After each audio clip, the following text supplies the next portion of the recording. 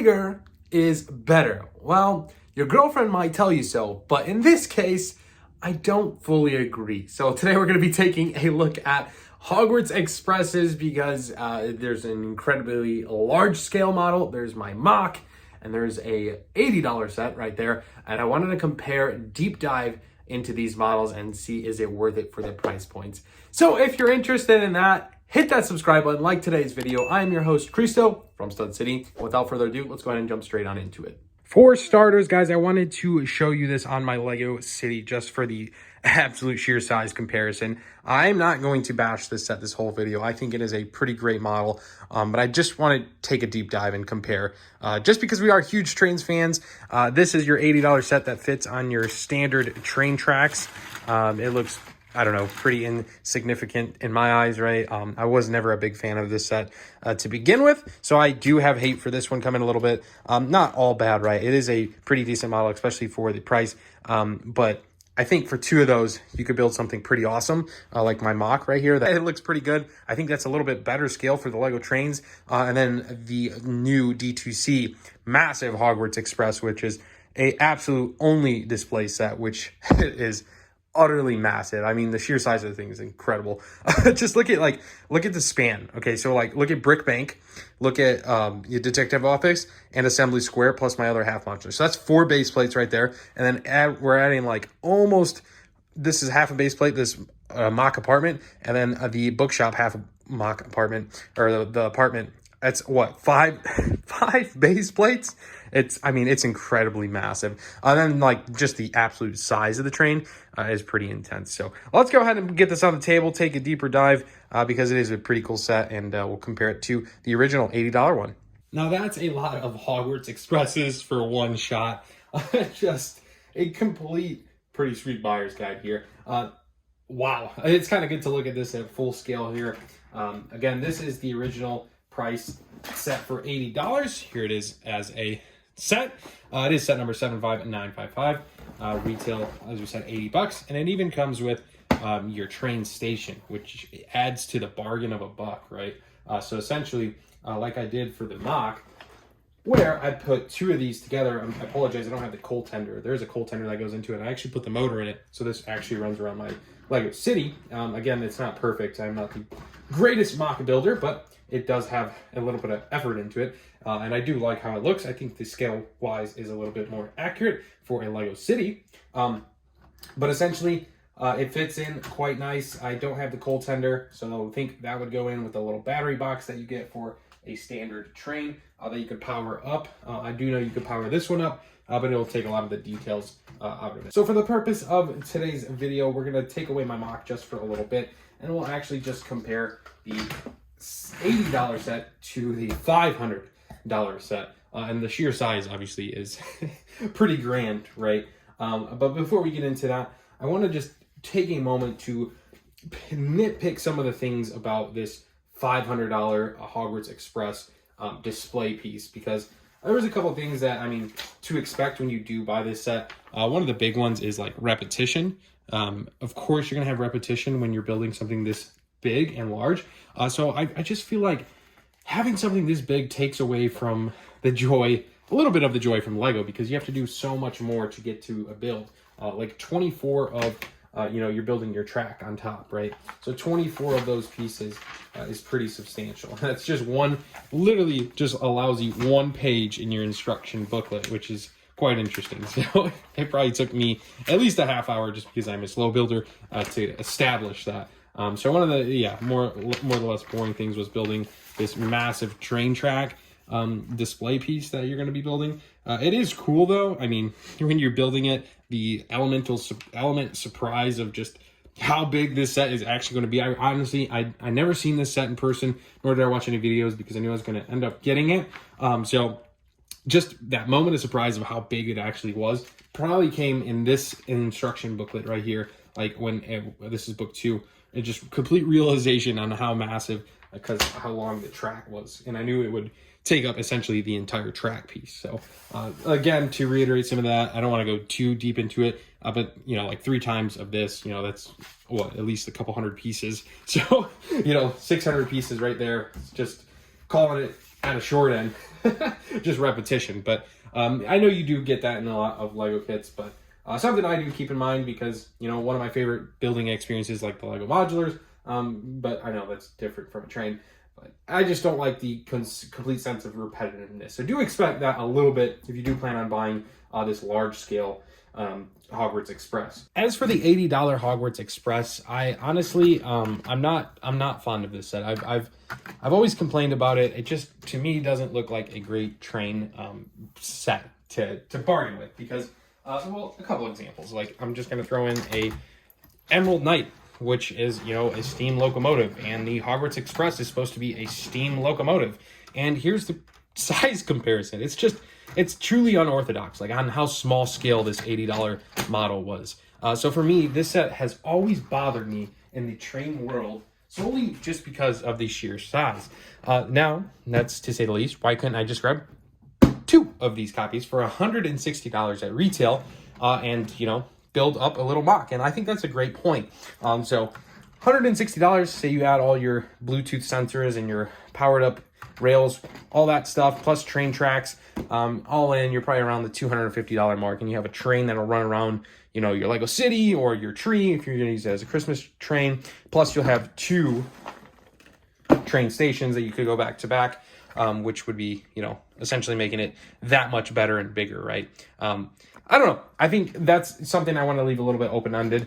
So if we're going to compare like a $250 price point instead of the $80, because for me, the $80 is just not comparable. I'm not sold on this Lego set, right? If we are going to completely look at the Hogwarts Express D2C set, the sheer size is pretty immaculate. Like, the level of detail is pretty awesome as well. I mean, this thing is just truly massive. One of the huge complaints, aside from like repetitiveness, is this right here, instructions. So you can see stickers right there. Look, we have stickers. I'm sorry, guys, I'm going to rant. On a $500 Lego set, I truly believe we should not have sticker elements on our model because, I mean, this is an expensive tokenable item. Like, it is very big. This is no longer a kid's toy, right? This is like a display, a like office display. So for me, professionalism plays a factor, and stickers are, in my opinion, are a little unprofessional. So I think Lego could step up on that, especially if they're going to steer towards some of these larger model scales sets, because I think that's a pretty big one. Especially one of the other factors is if this is going to be sitting on a display, you know, dust is going to collect. And stickers don't really like dust, right? They're going to start to peel up. They're sitting, you know, temperatures matter, condensation matters. It's going to start peeling up over time. And, you know, those stickers are going to be lost causes. And I don't want to constantly have to call Lego and get new stickers. Instead, I just like a printed element. And that way I have to not focus on that ever again. And I can just simply have this as my display piece and have my girlfriend, fiance, wife, / or myself clean it. Probably the most detailed and best part of this build, and honestly the majority of my time spent building this, is on the passenger car, just because, one, it's massive. To me, it's a little bit round, it's a little bit plump, but in this sense, it's pretty realistic if you're comparing it to the model. It does have some light up functions, which is pretty cool, and some iconic scenes from Harry Potter, and it has like some removable pieces that we've seen like that 3 times over builds. I think that was a good touch. I like models, especially if you're having display models, have removable pieces like this so you can see inside, as well as have like the whole entire function as like just a display piece. But pretty cool stuff. You have this one over here. Has anyone seen a Toad Hermione Granger? Nice little scene from Harry Potter. Assortment of minifigs inside there, right? The next one in the middle one is I think someone's coming aboard. They're referencing the Dementor coming in. I forget what movie. I should have brushed up on my Harry Potter knowledge. I remember the movies. I don't remember exactly every name, scene, etc. But the last scene is in this third one right over here, and it's Araxperts. Your head is full of them by Luna Lovegood. Really cool scene as well. Some pretty good minifigs. I love like the whole entire details of like the passenger coach car. They really did do a good job, and for me, you know, it's a good set. It comes with some good minifigs in this passenger coach. They kind of like have minifigs set aside just so like you can build your little scenes. On the opposite side, it opens up just a little bit differently. It has this big removable piece instead. Has like those sliding doors. Pretty nifty, right? Pretty cool building techniques. I utterly enjoyed building this model. Like it was interesting, and I had a lot of fun doing it. It was just absolutely massive. But like I said, the assembly of putting it back together is pretty flawless, easy to do. You just slot these pieces just like so right in. I mean, you could just see I'm doing this on camera and how quick and easy and fast it is. I love it. I love how they did that. Very good design there. The next piece of item here is the coal tender. I guess there's a flaw while building or while filming. It is important to pick this up a little bit strongly. Like don't pick it up like the way I just did, like this on that, or it'll come apart, right? Here is the coal tender. Honestly, there's not a whole lot to it. Look at how it rotates. It's pretty light in the sense it's a hollow build, essentially. Has 6 wheels on there, some details around the wheels. The couplings are not magnetic like we've seen in, you know, other previous trains, like the city passenger trains. Instead, they have the like Technic pin that slides up and slides down, whatever you want to call it. Like I already argued, the sticker elements, not a huge fan on. One of the good things I did like about this was the coal type build. I think they could have added a little bit color variation, added some grays in there, dark grays. I think would have made the coal like shine a little bit more realistic. I think that's a little bit of a miss there. They could have just done more. And then one of the other details I would have loved to see is, you know, somehow you can like open the coal doors. I think that would have been a little bit, I think that was a little miss there. I think they could have done. But one of the things I do like is like this exterior piece, the yellow border. I love how they use those like 1x2s and like 1x6 pieces to establish that border. Like it really does pop and looks just a whole heck of a lot better. But aside from that, one that's always difficult for me to pick up is the actual locomotive itself. It's massive. There's pieces that can fall off, like I just knocked off right there. So do be mindful when you pick this up. As a locomotive, it is pretty detailed. I mean, in a sense though, it's just the same locomotive as your $80 one. It's just bigger and a little bit more grander. It does tend to like come apart. I always pick it up from here, and like these pieces are not attached very well, and essentially they'll just come up from the base quite simply. So something to think about. One of the cool features they did put in is you could rotate this little Technic piece, and it actually rotates the tire. So that's what's essentially driving it. So when we go ahead and put that back on the track, it actually sits a little bit elevated on the track so we can rotate it and watch the tires go around. I don't know if that adds a whole lot of effect, but for some people it may. You do have a pretty detailed like engine locomotive section on here. It is pretty cool. Nothing too crazy. I wouldn't say it's amazing, but it does add a little bit of detail. And then of course we have the sticker elements. One of the things I really disliked on this was this piece right here, the Hogwarts Castle piece. It's similar to the $80 set, but on the $80 set, it sits nicely tucked in around this little groove slope piece and is not able to come off. When picking this set up, it's pretty constant to pick it up like so, right in the middle, and instead of like being easy to pick up, I always knock these pieces off, which is annoying and frustrating. So it's essentially a two-handed pickup model for sure, because if you do one hand, it's constantly knocking pieces off or falling apart a little bit. Nothing major that's like takes so much time to reassemble, but it's just something that bothers me in a sense because it does cause a little bit of problems. Now, the last part of this is the actual trade station, which we'll go ahead and just move the locomotive to the side. That way we can shoot all of this. The locomotive, the station itself is in a sense pretty big, right, compared to the train, which is good. It kind of flows like you can walk off the passenger car and get right on the station. So at least they did the scale part right on there. I do like how they did that. It is nothing crazy, right? It's just a portion of the 9 3/4 platform. In a sense, the colors look really good. The brick built pieces make it look a little bit more lifelike. So I do like that. It is a bit wobbly, so I mean, here's me touching it. It's essentially just established on 2 Technic pins going into it. So I could actually probably, I don't really want to, but I could just take it out really quick. But there you go. It's literally 2 Technic pins, one on that side and one on that side that just kind of go into it. which I don't know. I feel like they could have been a little bit more permanent in place, but I guess you could.